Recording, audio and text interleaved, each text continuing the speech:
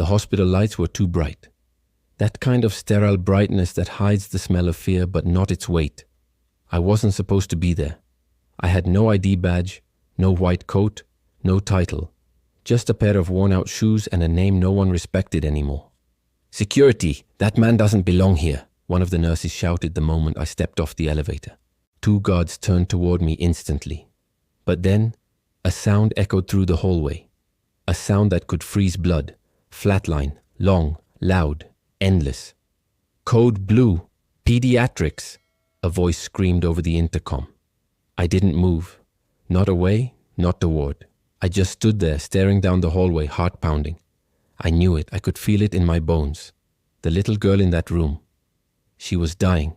And no one in that building, no matter how smart, how rich, how well trained, knew how to save her. But I did. The rain hit the pavement like nails.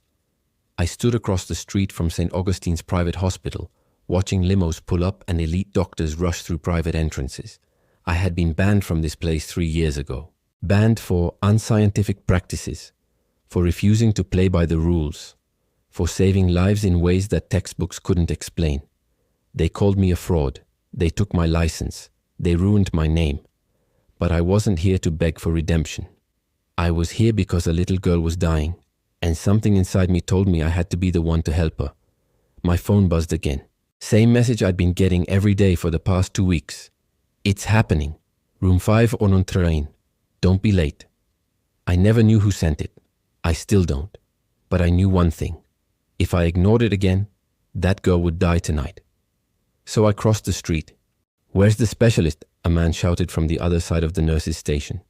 He was tall, maybe mid-50s, but his face was pale and cracked with panic. He wore a suit worth more than my old apartment, and he was gripping the hospital bed with white knuckles. "My daughter's not breathing," he screamed. One nurse tried to calm him. "Sir, we have the best pediatric cardiologist in the city." "I don't care. Get someone who can fix her." Behind the glass wall of room 5113, the girl was shaking. Not violently, just enough to know her body was fighting. Losing.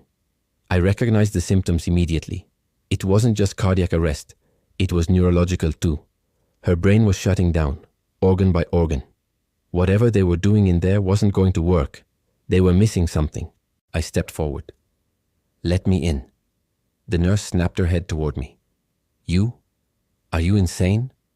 The billionaire turned to me like a hawk. "Who the hell are you?" I looked him dead in the eyes. "My name doesn't matter. What matters is that I know what's happening to your daughter, and I know how to stop it." Everyone froze. He stepped toward me slowly, looked me up and down.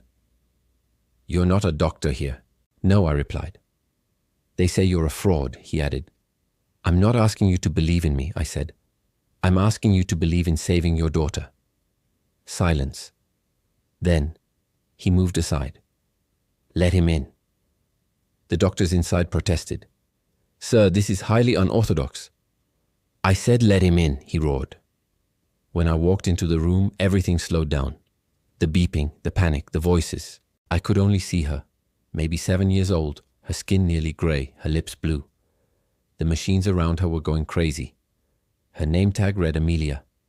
I bent down and whispered in her ear. "I'm here now, just hold on."